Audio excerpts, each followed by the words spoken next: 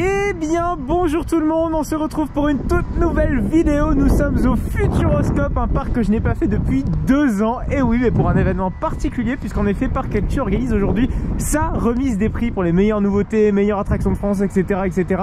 Tous ces prix donc seront restitués dans le Kinekid, mais ça ce sera pour tout à l'heure, puisqu'en effet la vidéo va un petit peu se décomposer en 2 parties. En gros je vais essayer de refaire un petit peu les attractions du Futuroscope et essayer de redonner un avis sur le parc. On va refaire Objectif Mars, on va surtout découvrir les nouvelles attractions, à savoir Étincelle et Chasseur de tornades. On va s'amuser, on va redécouvrir le parc, on va y aller mollo parce que le parc je le connais déjà. Et donc on va assister donc à ces fameux événements donc organisés par Parc Actu. Donc pour rappel, je fais partie justement de ce membre du jury qui permet en fait de faire une présélection, va-t-on dire, des attractions qui peuvent être éligibles au prix en question. Et nous en tant que membre du jury, en fait, notre vote compte pour 50% de la note finale. Et aujourd'hui donc nous sommes le jour J, c'est-à-dire l'attribution des trophées. On a également quelques petits intervenants, on a les copains First Drop, Etienne qui vont animer pendant 30 minutes, 1 heure, on l'espère, une chouette conférence. Et on n'oublie pas Fred également. Et d'autres intervenants également de la CDA comme la direction du Futuroscope et côté projet Toutatis. On avait déjà eu l'occasion de faire ça avec Coasters World lors du meeting du parc Astérix avec Mathieu Gallus. Je vous propose de se balader dans le parc, on va aller faire des attractions et après donc on ira évidemment assister donc à l'événement de Parc Actu donc qui se déroule à peu près vers 15h, 15h30.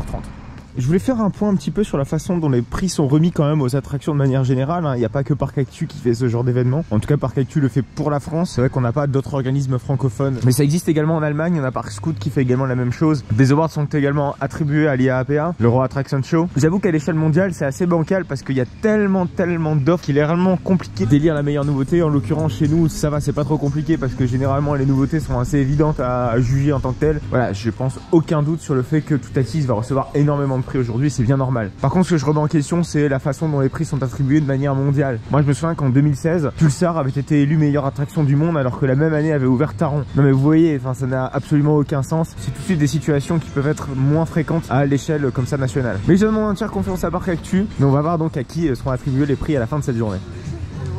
Moi je vous propose d'aller faire un petit tour du Flying Theater local. C'était pas un Flying Theater que j'avais énormément adoré de par quelques petits problèmes qui je trouve sont pas si normaux que ça quand on parle d'un Flying Theater en termes de storytelling, hein, on s'entend bien. Mais c'est toujours intéressant d'actualiser la vie, parce que peut-être que des problèmes ont été corrigés, hein, sait-on jamais. Que la compagnie Skyworld organise au départ du Futuroscope. Mesdames et messieurs, bienvenue. Prenez place à bord de l'aéronavette. Sur votre gauche, la porte 4. Merci d'avancer jusqu'au bout de chaque rangée, s'il vous plaît. Avancez bien tout au bout des rangées choisies.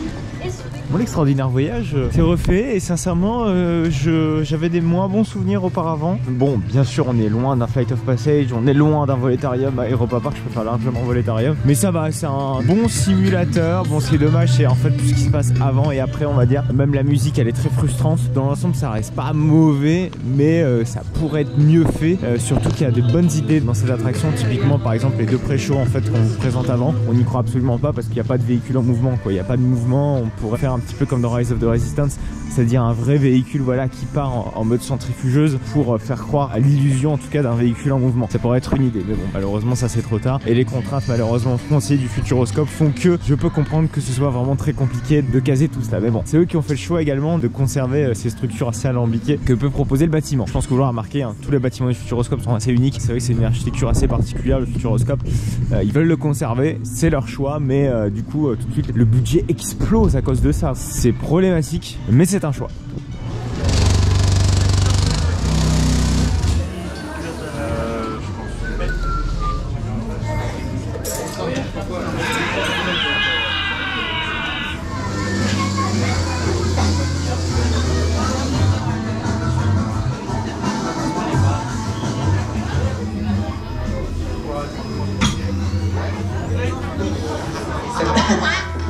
Oui, c'est un micro. Je disais donc... Non, par contre, c'est mon micro. Lâche ça, rends-moi mon micro, enfin. Tu vas lâcher, oui? Enfin, sale bête, lâche-moi. Bon, pause pipi, donc. Vous pouvez entrer, allez. Petite pause pipi.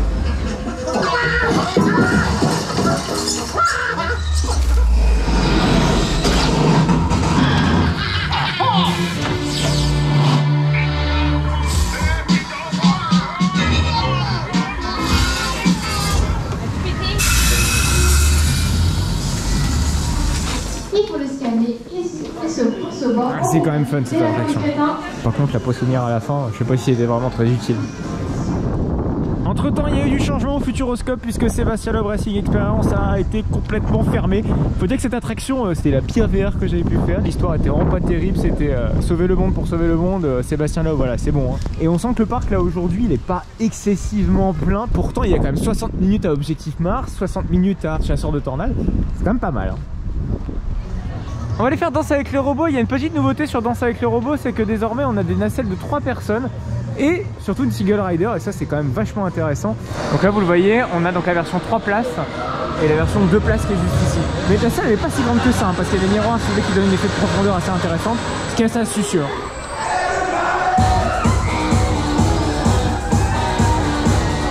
Avec le robot c'est fait, en fait on n'a plus le choix de la difficulté, c'est à dire que c'est soit débutant ou expert. Putain ça manque d'un entre deux parce que la vache ça fout des mandales hein. Genre des belles mandales sévères. Déjà la version normale je me souvenais que ça foutait déjà des belles mandales. Oh, là j'ai le bide retourné, j'ai l'impression d'avoir fait une attraction de foire. Mon dieu. Ah non, Danse avec les robots c'est vraiment pas mon truc hein. Bon écoutez, j'ai retenté l'expérience cette fois-ci avec les nouveaux robots KUKA. Bon déjà opérationnellement parlant c'est nettement mieux. Regardez, on a différents petits portillons avec entrée sortie, ce qui fait que du coup on a un pré-groupage pré-embarquement qui est vraiment bien foutu, ce qui n'est pas le cas des 2 places. Donc j'espère que ce sera itéré, j'ai envie de dire, cet exploit sur l'autre partie. Ce qu'il y a de mieux avec la version 3 places c'est qu'on a un peu plus de place pour les oreilles. Faut bien comprendre que la version 2 places ça peut s'apparenter au harnais Vekoma qu'on peut retrouver sur la SLC Coaster. Donc typiquement sur Vampire ou Walibi Belgium, c'est un enfer sur terre. C'est-à-dire que vos oreilles frottent le harnais. Alors si vous avez une grosse tête, je vous laisse imaginer à quel point ça peut être très inconfortable. Par contre ça fout toujours autant des mandales et ça c'est horreur. C'est vraiment l'horreur. Vraiment ces changements de direction sur des robots comme ça, là je ressors avec un mal de crâne et ça va pas être super.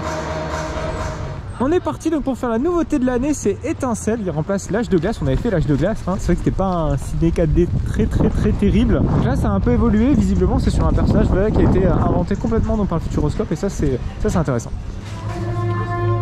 Déjà la file elle est méga stylée. Largement mieux qu'à l'âge de glace. Ça faisait très vieillot l'âge de glace par exemple. Puis la licence a un peu dépassé, on va pas se mentir. Et là avec un personnage original, je suppose que ça le sera tout de suite beaucoup moins. Allô? Ouais, c'est moi. Ça va Ted? Mais tu connais rien aux super-héros? Moi j'y connais rien aux super-héros. Bah non, tu connais rien. Ah si. Cite-moi au moins 3 noms. Ok. Superman. Un français. Chrisman. Griezmann. Mais quelle arnaque. Mais En 1949, le gouvernement français décida de censurer toutes ces publications, considérées comme violentes. Ce costume, c'était celui de la légendaire Étincelle. Une fois installé, n'hésitez pas à vous mettre à l'aise en posant vos sacs et faites. Bon, Étincelle c'est fini et sincèrement un peu surcoté quand même hein. Ok, il y a des effets cool, j'aime beaucoup voilà, l'effet de brume là quand il y a les nuages au niveau du film. On sent énormément le côté éducatif d'Étincelle qui ressort voilà, de l'ADN j'ai envie de dire du Futuroscope. Vraiment l'impression qu'ils ont vraiment du mal à s'en détacher. Pour moi ça fait encore défaut parce que moi c'est clairement pas la cible de ce genre de choses. Ou en tout cas j'aime quand c'est éducatif mais de manière très subtile. Walibi Land a su le faire avec Neurogen. C'est pas mon truc quand c'est vraiment voilà, très forceur et c'est ce qui a un peu Étincelle. Bon, ça reste globalement largement au-dessus de la plupart des films de ce que proposait le Futuroscope avec Dynamique, La Vienne Dynamique, avec Arthur pour moi c'est clairement au-dessus, que ce soit en qualité 3D, que ce soit en scénar, voilà pour moi c'est clairement au-dessus, il n'y a aucun doute là-dessus. Mais j'arrive pas à m'y faire quand même qu'au Futuroscope, on n'est pas un film qui soit mieux qu'Attention Menhir. Pour moi Attention Menhir défonce n'importe quel film du Futuroscope. Ah oui, c'est difficile à l'admettre mais c'est ainsi. Oh mais regardez ce qu'il y a ici, c'est un petit Itamine hein, qui est malheureusement tristement célèbre sur ma chaîne. L'incendie de Objectif Mars qu'il y avait eu au niveau de l'inflammation des batteries malheureusement était la vidéo la plus vue de ma chaîne. Mais c'est une attraction qu'on va aller refaire puisqu'en effet il y a eu une petite nouveauté entre deux. L'attraction ne possède plus donc son mode spinning parce qu'en fait la fonction première de ces batteries avant c'était de pouvoir repositionner le train.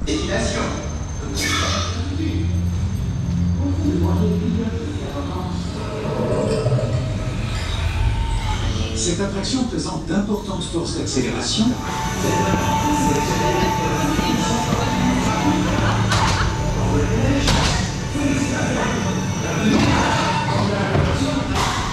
Allez c'est parti donc pour Objectif Mars mais sans le spin. Oh non.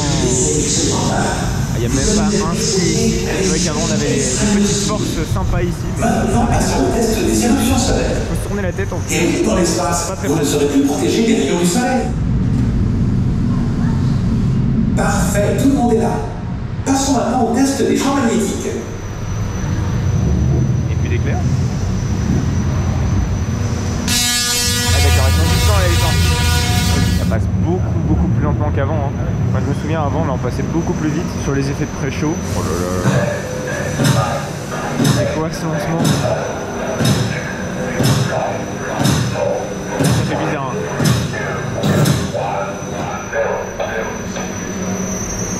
Ah, vraiment la partie pré-show est vraiment bien dégradée. Allez, c'est parti.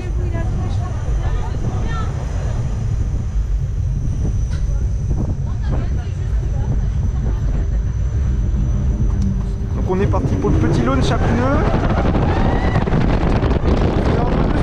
Quand même, hein. Voilà. Oui.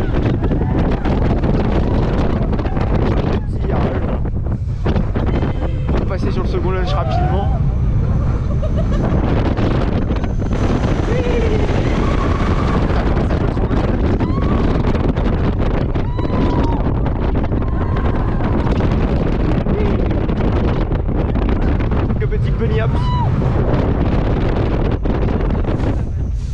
Et la partie drop track qui est de mémoire la plus intéressante. On va voir si c'est pour le cas ou non. Test de retour à la base animale. Décélération et volant de formation. Attention, microgravité, microgravity test. Toujours, c'est toujours bien. Allez, retour en station. Avec une attraction quand même dégradée. Hein. C'est dommage.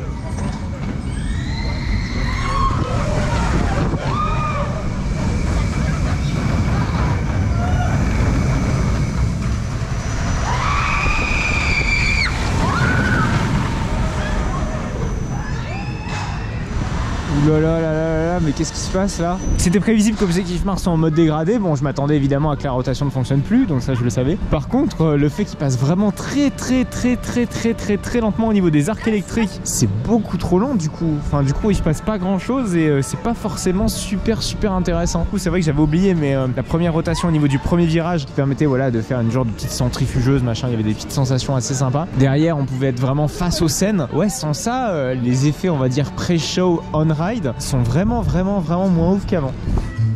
On va aller découvrir une petite nouveauté de cette saison, c'est la maison à l'envers. Alors a priori, comme son nom l'indique, elle devrait être à l'envers, donc on va pouvoir visiter tout ça, on va voir si ça vaut réellement le coup.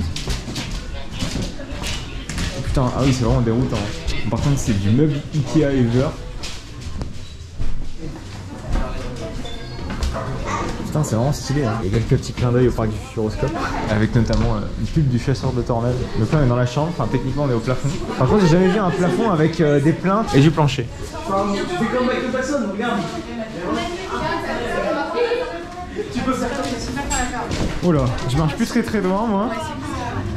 Waouh, donc on sort de cette maison, c'est vraiment assez déroutant. Moi j'aime beaucoup ce genre de petites activités secondaires. Pour moi ça complète très bien les offres d'attractions principales du parc. J'aime beaucoup les walkthroughs, hein. C'est vrai que c'est le genre d'activité voilà, qui ne paye pas de mine. On est un peu libre de nos mouvements. Cette petite maison, voilà, elle est toute petite. C'est vraiment très sympa. Donc j'encourage vraiment le Futuroscope à renouveler l'expérience pour pourquoi pas d'autres curiosités pareilles. C'est ça, hein, clairement, la définition c'est clairement curiosité. Vous voyez le temps d'attente qui a l'air d'être assez élevé. Hein. Regardez, on a 40 minutes ici. En réalité, vous pouvez bien diviser le temps par deux. Hein. Le débit est pas si pourri que ça. Hein. Validez cette petite maison à l'envers.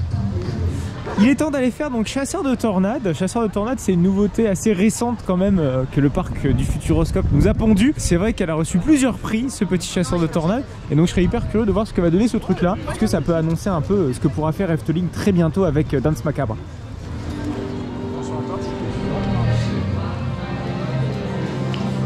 On est dans la clinique ou quoi là?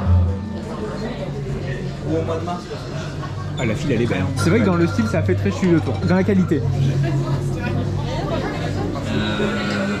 Alors on a tonton syndicaliste là qui nous fait un cours sur les tornades. Il faudrait expédier la sonde à une vitesse de 65 mètres par seconde. Ouais, voilà, c'est ça. Effectivement, je peux essayer ça. Mesdames, Messieurs, dans un instant, la météorologue Mélanie Melville va venir vous présenter en avant-première cette toute dernière invention, le Tromix. Bonjour. Messieurs, dames, laissez-moi vous présenter l'élément clé de cette mission. Propulsé avec 200 km/h par un moteur électrique surpuissant. Nous avons que mademoiselle Mélanie Melville pourrait tranquillement chanter au labo. Pendant qu'elle prépare des fiches de paye. Vous allez vous mettre en sécurité, je vais vérifier si on n'a oublié personne. Allez-y, mesdames, messieurs, suivez bien les conseils de Mélanie, tous à la grande salle des conférences. Ah ouais, la salle elle est stylée. Ah ouais, là c'est du décor réel. Oh ouais. Mélanie, tu sais pas où elles sont les clés de Bully? Ah mais c'est ok, c'est de l'acteuring. Oh ouais. Oh oui. Oh mais oui. Ah mais quoi? Il cherche pas ton trombix.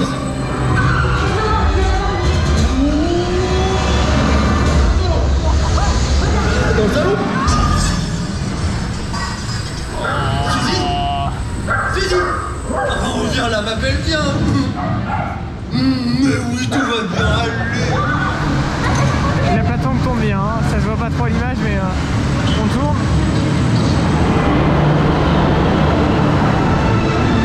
Putain, mon sac il a failli se barrer.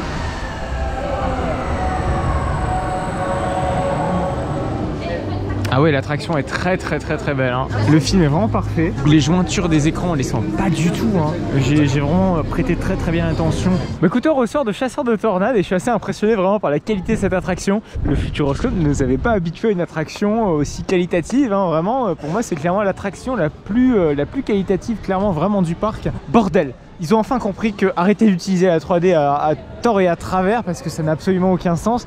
Là c'est immersif, on n'utilise pas de 3D, on est vraiment bien dans l'aventure. Le film a très bien été pensé par rapport au ride systems et ça l'utilise vraiment pleinement. Bien que j'aurais préféré peut-être un poil plus de vitesse au niveau de la tornade, même si c'est déjà suffisamment important je trouve pour le public du Futuroscope hein, où le Futuroscope n'est pas habitué on va dire aux sensations hein. Objectif Park c'est un petit peu ce témoin-ci. Il est très populaire malgré ses faibles sensations va-t-on dire. Là on est un cran au-dessus niveau sensations clairement et moi j'aurais aimé peut-être un petit peu plus dans un autre parc mais je pense que pour le public du Futuroscope on est bon. Et alors certes le chemin de sortie je le trouve un peu dégueulasse, on voit un peu les panneaux LED, c'est pas forcément ce qu'il y a plus stylé. Vraiment Chasseur de Tornades c'est très bien. Du coup je suis vraiment très curieux de voir comment Efteling va l'utiliser, Efteling va utiliser justement des décors réels d'Antimacabre, ça me hype de fou. Et Chasseur de Tornades utilise vraiment très bien ce ride technology, validé quoi. On va donc passer au cœur de l'événement, c'est-à-dire les conférences. Donc les conférences, je crois qu'on en a 3-4, il y a les copains, il y a une partie de l'équipe CDA donc qui va prendre la parole, donc sur tout ça. C'est stylé, donc on a bien travaillé les éclairages. Je suppose que c'est les éclairages déjà présents à la salle. Dans l'éclat du soleil, le parc d'attractions s'éveille. Ici, chaque coin de rue réserve une surprise, chaque virage une nouvelle découverte.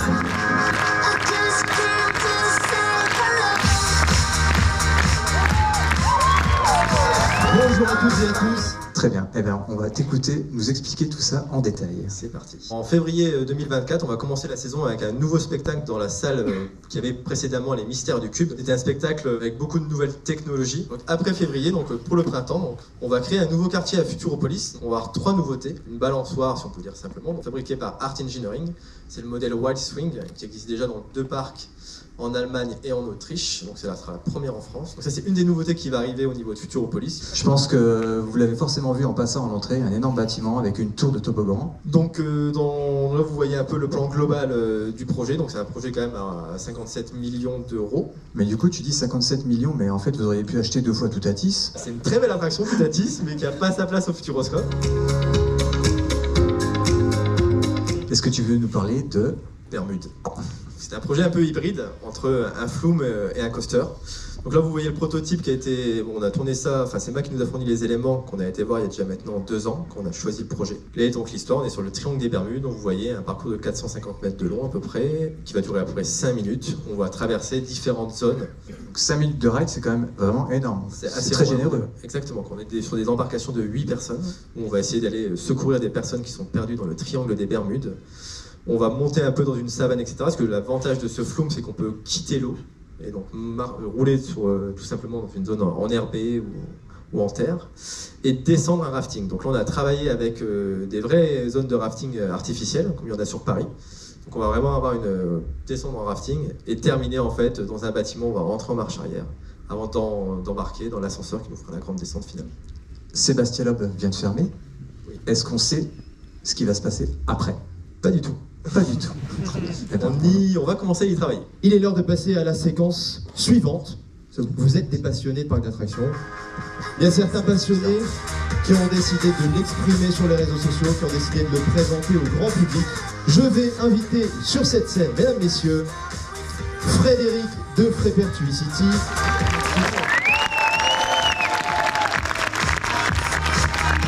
Vous allez pouvoir sortir votre téléphone puisque nous allons tous ensemble participer au Parc Fan Quiz. On vous pose des questions, c'est des QCM, votre objectif, répondre le plus vite possible.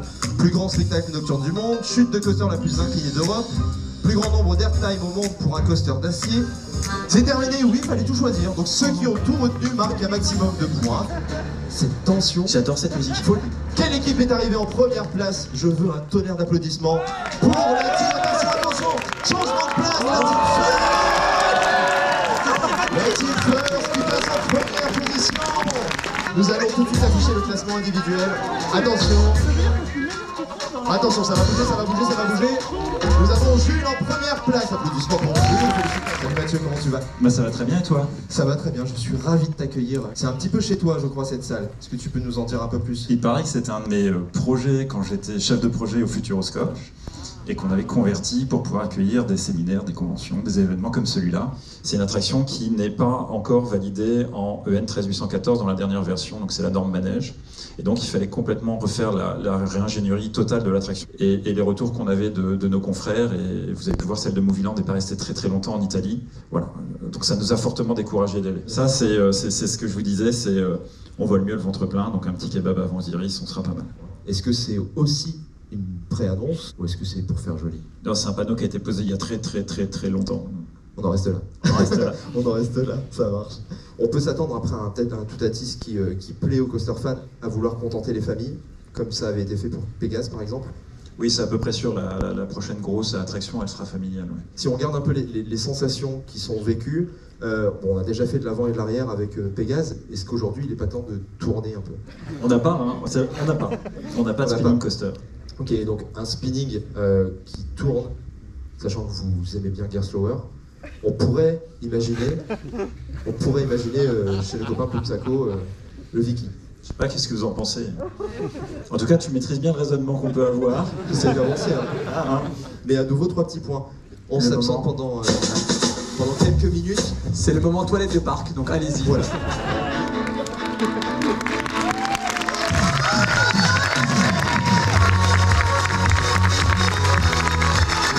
Les amis, c'est simplement l'occasion pour moi de remercier toute cette belle équipe qui m'accompagne depuis des années maintenant. Les attractions nommées par le jury sont Chantifolie du PAL, Planétarium de Vulcania et Toutatis du parc Astérix. L'award est attribué à Toutatis. Merci pour vos votes. Sachez que Toutatis, c'est une grosse équipe projet derrière. Voilà, c'est pour eux aussi.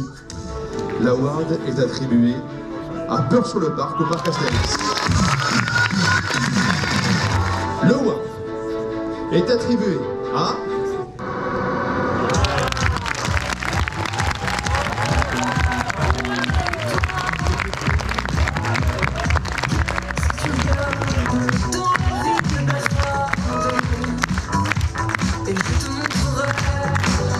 Merci, waouh!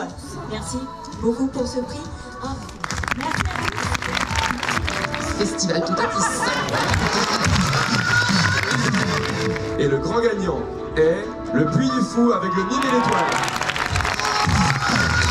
Alors déjà, félicitations pour le prix.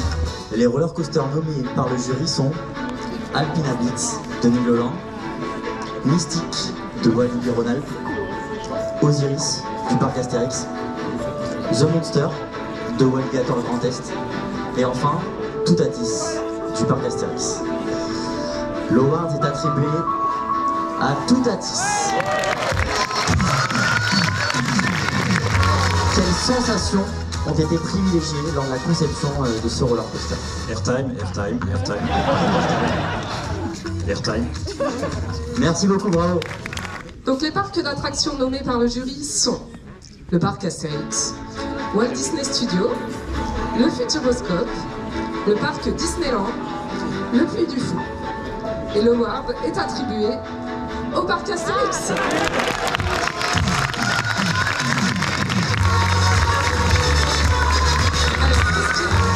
Merci d'être là, merci d'être là. J'ai une bonne nouvelle pour vous, vous pourrez prendre des photos avec le lapin crétin pendant l'heure de... Il est super heureux, il est vachement content. Voilà, donc vous avez toute l'équipe de Parc Actu réunie au grand complet ici. Vraiment très fort hein, ce qu'ils ont fait. Très très fort. C'est pas lui qui a le budget mais...